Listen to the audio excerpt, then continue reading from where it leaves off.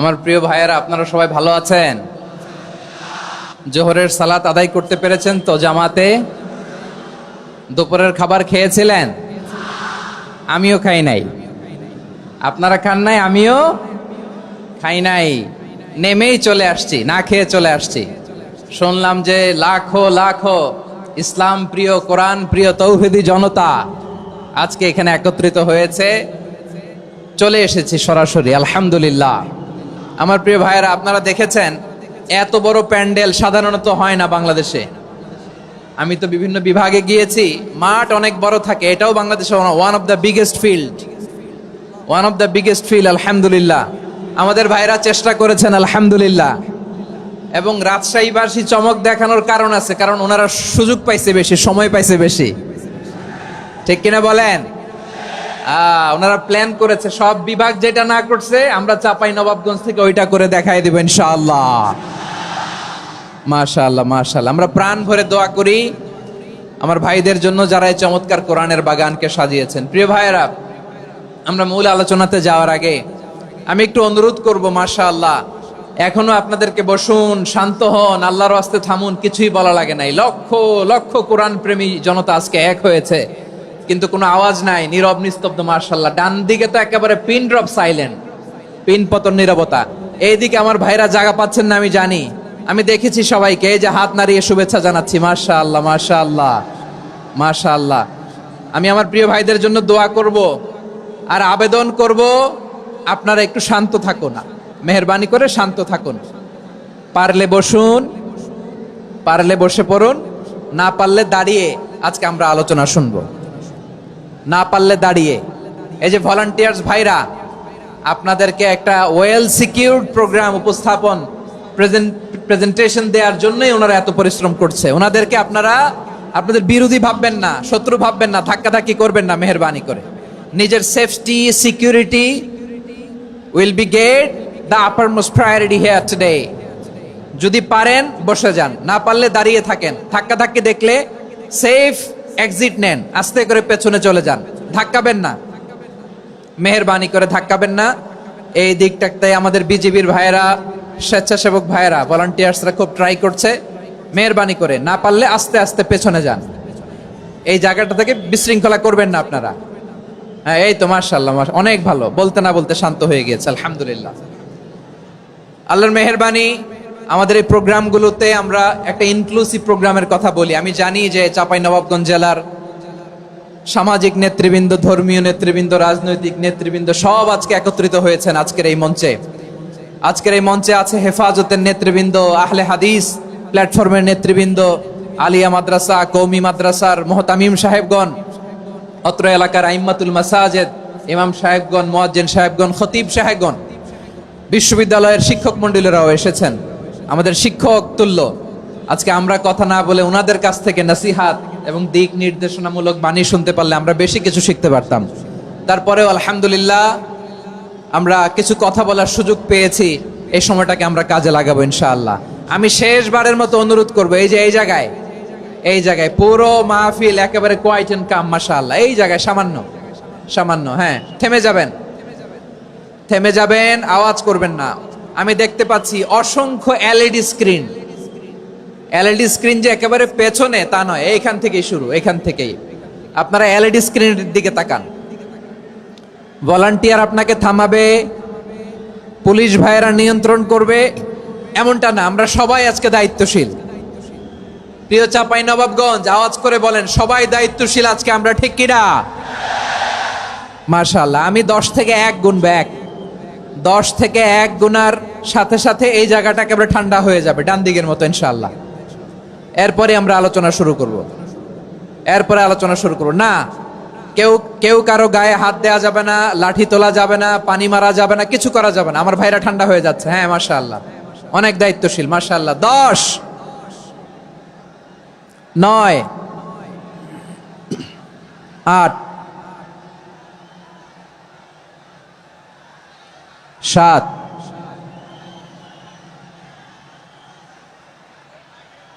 6,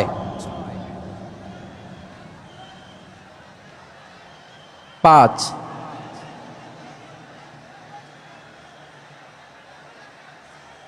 4,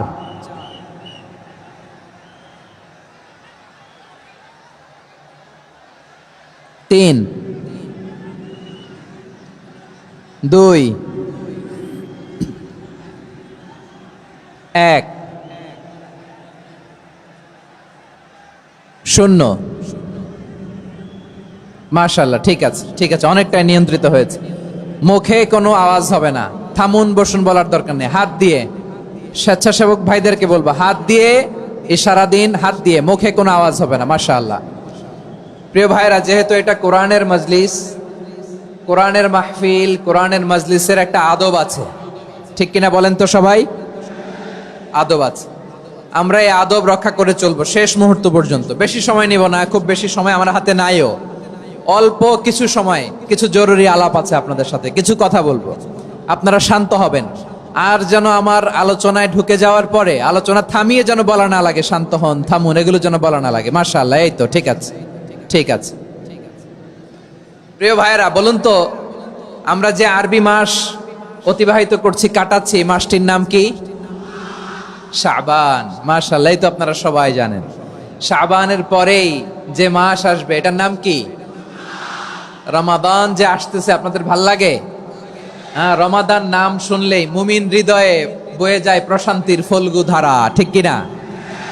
একটা আনন্দ, একটা উচ্ছ্বাস আমাদের হৃদয়ের মধ্যে চলে আসে। রমাদান সাইয়্যিদুশ শুহুর, 12 মাসের মধ্যে সবচাইতে শ্রেষ্ঠতম মাস রমাদান আল মুবারক আসছে। আত্মশুদ্ধির মাস, আত্মসংশোধনের মাস, শুদ্ধাচারের মাস, নিজেকে আলোকিত করবার মাস, ঠিক কিনা বলেন? এই রমাদানুল মুবারকে আমাদের কি করণীয়, কি বর্জনীয়, what to do and what not to do, এই টপিকসের উপর কিছু কথা আপনাদের সামনে উপস্থাপন করব ইনশাআল্লাহ। ওমা তাওফীকি ইল্লা বিল্লাহ।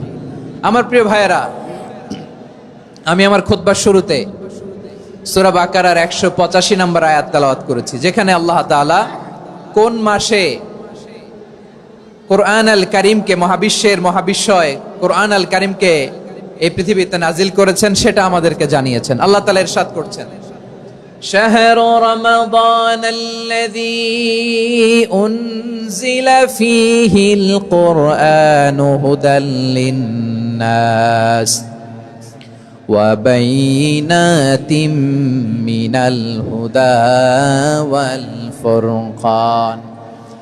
আল্লাহ বলেন, রমাদান এমন একটা মাস যে মাসে কোরআন নাজিল করা হয়েছে।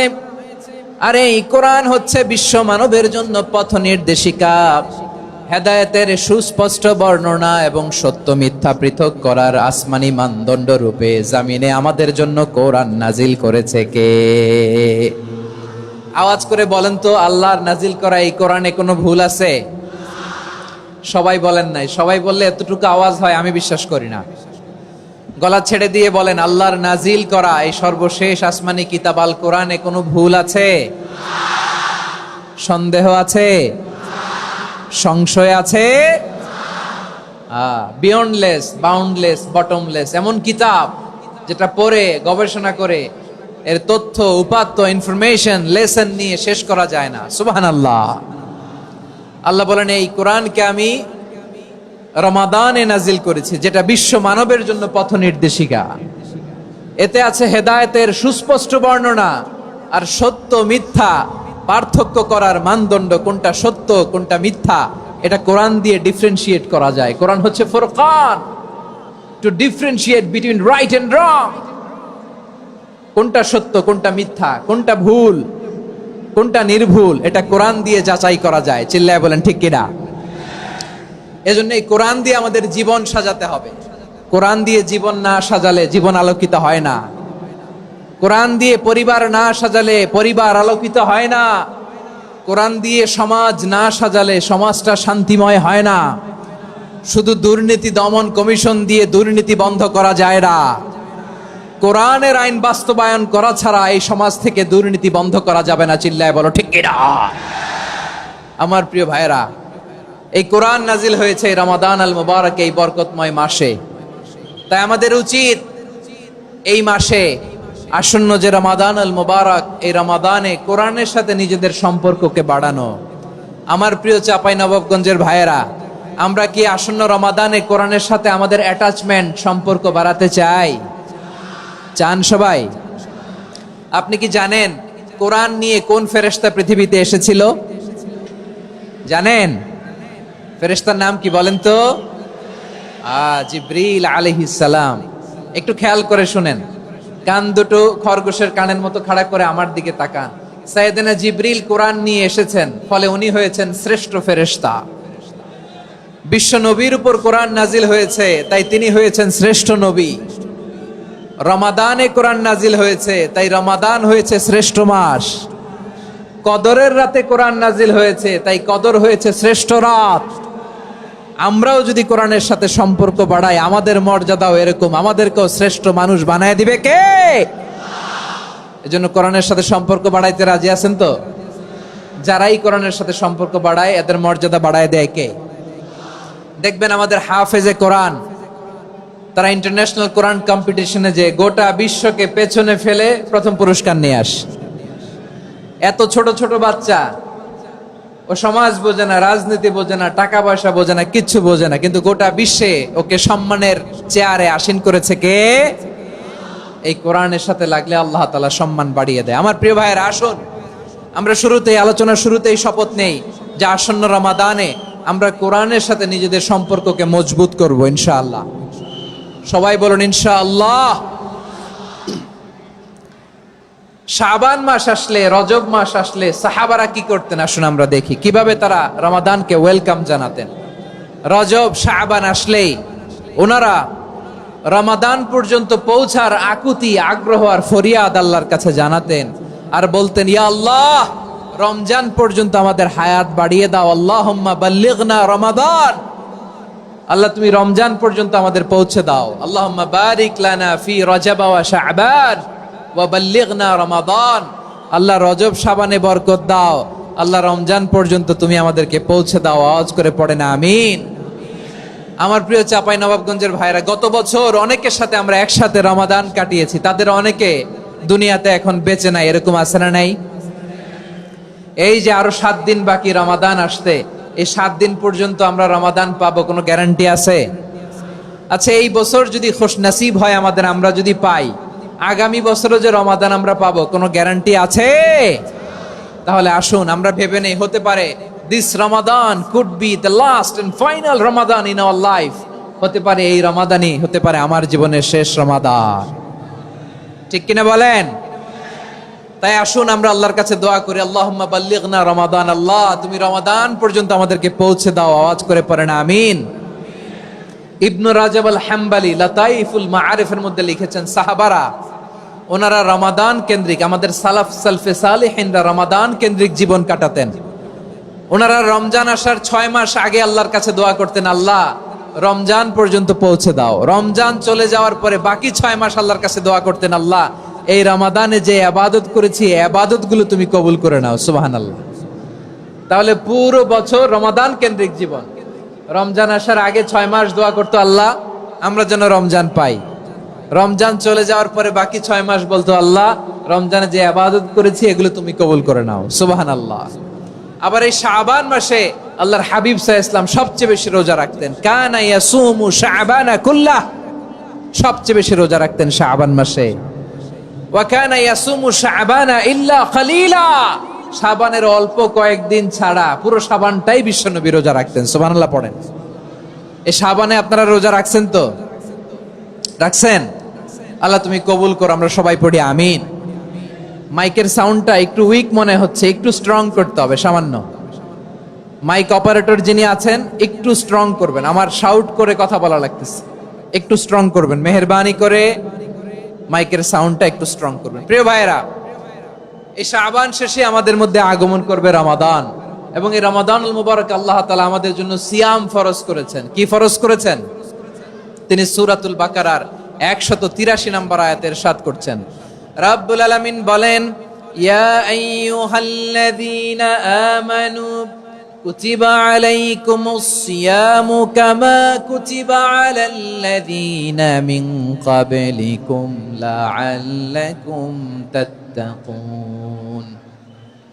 আল্লাহ বলেন, ও বিশ্বাসীরা শোনো শোনো, তোমাদের জন্য সিয়ামকে ফরজ করা হয়েছে, ঠিক যেমন ভাবে তোমাদের পূর্ববর্তী উম্মতদের উপরও সিয়ামকে ফরজ করা হয়েছিল, লাআল্লাকুম তাত্তাকুন, যাতে করে তোমরা সবাই মুত্তাকি হতে পারো।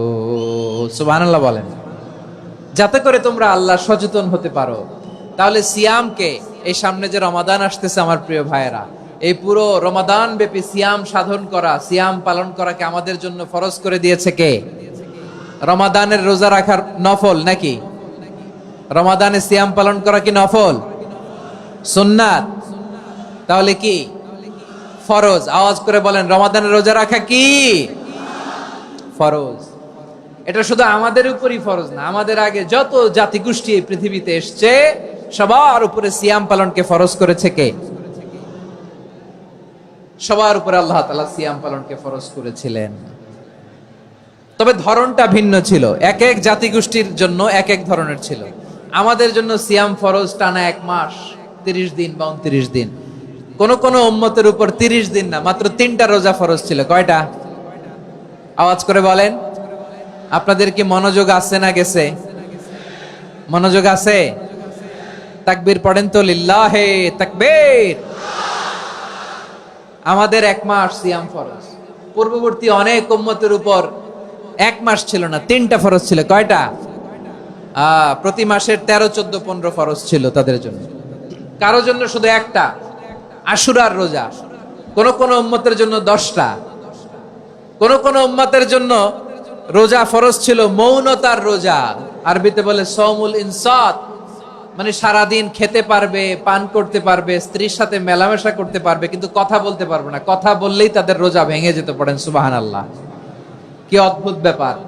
মৌন সম্মতির রোজা। যেমনটি সাইয়্যিদাতুনা মারিয়াম আলাইহাস সালাম বলেছেন, ইন্নী নাযারতু লির-রাহমানি সাওমা ফালান উকাল্লিমাল ইয়াওমা ইনসিয়া। তিনি বলেছেন, আজকে আমি রহমানের জন্য, মানে আল্লাহর জন্য রোজা মানত করেছি, আজকে আমি কারোর সাথে কথা বলতে পারবো না। তো রোজা রাখলে কথা বলতে পারবে না কেন? কারণ ওই শরীয়তে রোজার বিধান ছিল সকাল থেকে সন্ধ্যা খেতে পারবেন, পান করতে পারবেন, কিন্তু কথা বলতে পারবেন না। কথা বললেই রোজা ভেঙে যেত। সুবহানাল্লাহ বলেন। তাহলে সব জাতিগোষ্ঠীর উপরে রোজা ফরজ ছিল, কিন্তু ধরনটা ভিন্ন ছিল। মজার ব্যাপার হচ্ছে, আপনি বর্তমানেও বিভিন্ন ধর্মের দিকে তাকান, বৌদ্ধ ধর্ম, হিন্দু ধর্ম, খ্রিস্ট ধর্ম, তাদের মধ্যেও রোজা আছে। ইংরেজরা, খ্রিস্টানরা এটাকে বলে ফাস্টিং। কি বলে? ফাস্টিং।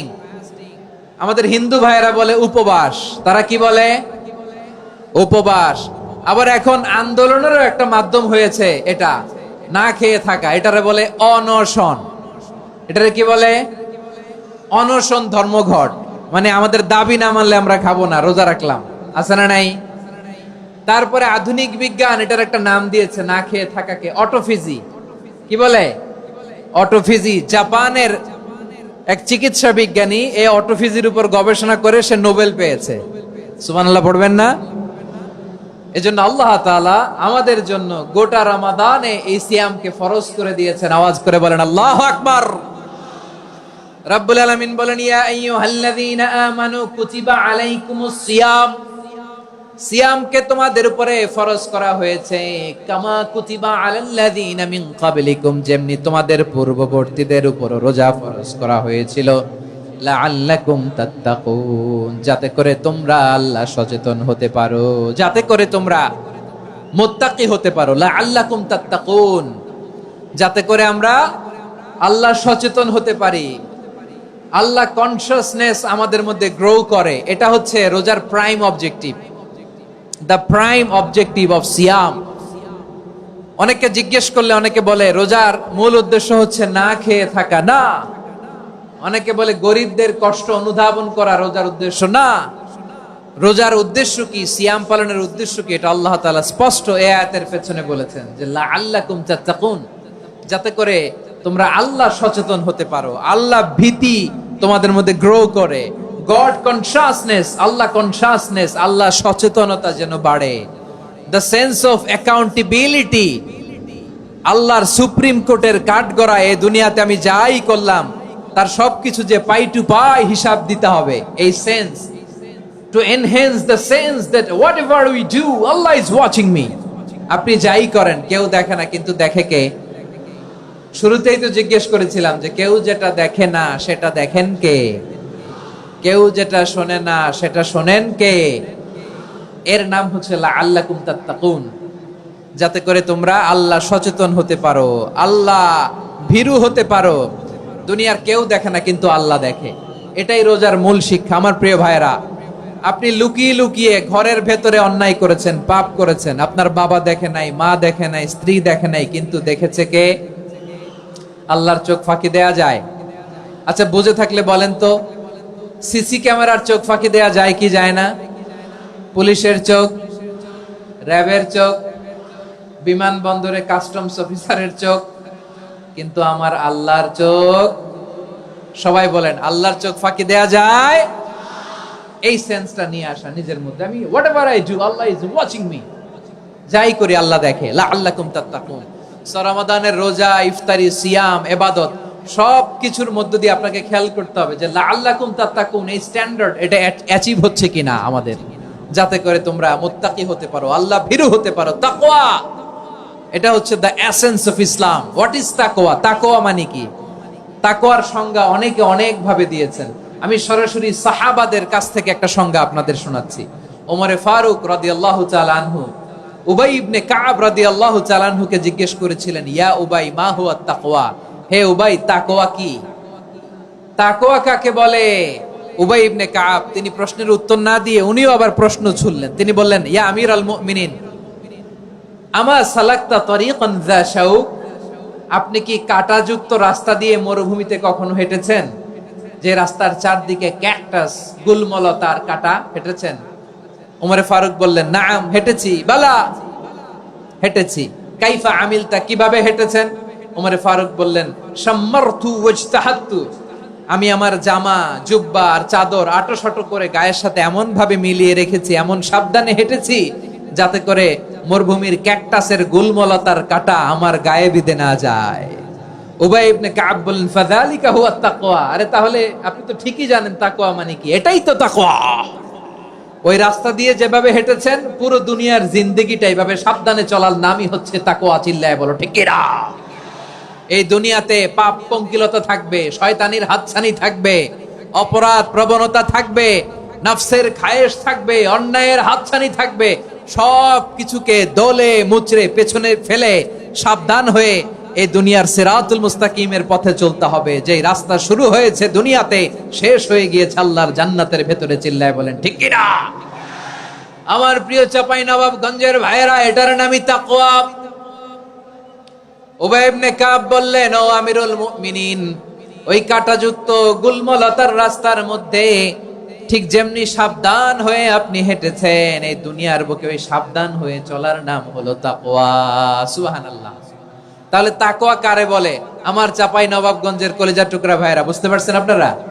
হ্যাঁ, তাকওয়ার শুধু দুইটা নমুনা আপনাদের সামনে পেশ করব, আপনাদের ক্লিয়ার হয়ে যাবে। একটা নমুনা তো দিলাম, আরেকটা নমুনা, সেটাও ওমরে ফারুক রাদিয়াল্লাহু তাআলা আনহুর জীবনী থেকে। উনি ছিলেন ন্যায়পরায়ণ শাসক। রাত্রিবেলা প্রজাদের কি হাল হাকিকত, কি অবস্থা, ঘুরে ঘুরে প্যাট্রোলিং করতেন পুলিশের মতো। তো সারা রাত প্যাট্রোলিং করে সারা রাত তিনি ঘুরেছেন কার কি অবস্থা দেখে। শেষ রাতে তিনি ফিরে আসতেছেন। তিনি থাকতেন, সেই বুখারীতে এসেছে, কানা ইয়াসকুনু ফি আওয়ালিল মদিনা, মদিনার উঁচু এলাকায় থাকতেন। তো ফিরে আসার সময় উনি একটা প্রাচীর বেষ্টিত ঘরের পাশে দুইজন নারীর কথোপকথন শুনতে পেলেন। কয়জন নারীর? দেখি আপনাদের মনোযোগ আছে কিনা, বলেন কয়জন নারীর? একজন বৃদ্ধা, একজন যুবতী। উনি কান লাগিয়ে শুনতে পাচ্ছেন। বৃদ্ধা মা, ওমর ফারুক কাউকে দেখতে পাচ্ছেন না, শুনতে পাচ্ছেন। বৃদ্ধা মা তার যুবতী মেয়েকে বলে, এই তাড়াতাড়ি ওটের দুধ দহন করে ওটের দুধের সাথে পানি মিশাও, তাইলে কালকে বাজারে মদিনায় বেশি দামে বিক্রি করা যাবে, লাভ হবে অনেক। বৃদ্ধা মহিলা এটা বললেন। যুবতী মেয়ে উত্তরে বলে, মা আপনি জানেন না আমিরুল মুমিনিন খলিফাতুল মুসলিমিন ওমরে ফারুক দুধে পানি মিশানোকে দণ্ডনীয় অপরাধ বলে ঘোষণা দিয়েছে, জানেন না? এবার বৃদ্ধা মহিলা বলে, আরে পাগলি, এই ভোর রাতে আমিরুল মুমিনিন ওমরে ফারুক আসবে কোত্থেকে? উনি আসবে কোত্থেকে? ওনার পাইক পেয়াদা সিকিউরিটি আসবে কোত্থেকে? কেউ দেখবে না। আরে কেউ দেখবে না, তাড়াতাড়ি দুধের সাথে পানি মেশাও। এই কথা যখন মা বলেছে, যুবতী মেয়েটা চমৎকার একটা উত্তর দিয়েছে। তিনি বলেছিলেন, ইয়া উম্মি, ও আমার মা, লাউলা রাআ উমর লা রাআ রব্বু উমর। ও আমার প্রিয়তমা মা, আপনি ঠিকই বলেছেন, গভীর রাতে ওটের দুধে পানি মিশালে ওমর দেখবে না, কিন্তু মা খেয়াল রাখবেন, ওমর যদি নাও দেখে, ওমরের রব কিন্তু দেখে। চিল্লায় বলেন ঠিক কিনা? দিস ইজ কল্ড তাকওয়া। লাউলা রাআ উমরু লা রাআ রব্বু উমর। ওমর দেখে না, কিন্তু ওমরের রব দেখে। চিল্লায় বলেন ঠিক কিনা? এজন্য রব্বুল আলামিন বলেন, লা তুদরিকুহুল আবসার ওয়া হুয়া ইউদরিকুল আবসার ওয়া হুয়াল লাতীফুল খাবীর। তিনি এমন সত্তা, দুনিয়ার কোন চোখ তাকে দেখে না, কিন্তু দুনিয়ার সবগুলো চোখকে, সব মানুষের অ্যাক্টিভিটিসকে, আরশের উপর থেকে সবকিছু মুহূর্তে মুহূর্তে দেখতে পান কে? তাহলে তাকওয়া কারে বলে বুঝতে পারছেন? দুনিয়াতে সাবধানে চলার নাম তাকওয়া। কেউ দেখে না, কিন্তু আল্লাহ দেখে। এই সেন্স, এই জবাবদিহিতার ভয়, দ্য সেন্স অফ অ্যাকাউন্টেবিলিটি, এই সেন্স নিজের মধ্যে গ্রো করার নাম হচ্ছে তাকওয়া। আর এই সিয়াম পালন করার প্রাইম অবজেক্টিভ অফ সিয়াম হচ্ছে লাআল্লাকুম তাত্তাকুন। আওয়াজ করে বলেন, লাআল্লাকুম তাত্তাকুন। আমার প্রিয় ভাইরা, এই আসন্ন রমাদান, এটা এমন এক বরকতের মাস, যে মাসে আমরা নিজেদের নাফসের উপর নিয়ন্ত্রণ প্রতিষ্ঠা করি। সারা বছর নাফস আমাদেরকে নিয়ন্ত্রণ করে, আর রমাদানে আমরা নাফসকে নিয়ন্ত্রণ করি। কথা বুঝতেছেন? সারা বছর নাফস আমাদেরকে নিয়ন্ত্রণ করে। এই যে এখন আমার খেতে মনে চাইলে যে খেজুর রাখা, আমি খেজুর খেতে পারবো, নাটস আছে, বাদাম খাইতে পারি। খাইতে মন চাইলে পানি, আমার রুহুটা চায়, আমার নাফসটা খেতে চায়, আমি খেতে পারি, পান করতে পারি। বিবাহিতরা দিনের বেলায় স্ত্রীর সাথে মেলামেশা করতে চাইলে করতে পারে, কিন্তু রমাদানে দিনের বেলা খেতে মনে চায়, কিন্তু আমরা খাই। আমার প্রবৃত্তি খেতে চায়, কিন্তু প্রবৃত্তির কথা আমরা শুনি, কথা কয় না। রমজানে খেতে মন চাইলে আমরা খাই, তৃষ্ণায় গলা ফেটে যায়, গলার ছাতি ফেটে যায়, কিন্তু এক ঢোক পানি কি আমরা গিলি? বিবাহিতরা দিনের বেলা স্ত্রীর সাথে কি মেলামেশায় যায়? না। তার মানে সারা বছর নফস আমাদেরকে নিয়ন্ত্রণ করে, আর রমাদানে নফসের উপর আমরা নিয়ন্ত্রণ প্রতিষ্ঠা করি। নফসের লাগাম আমরা রমাদানে টেনে ধরে। চিল্লায় বলেন ঠিক কিনা?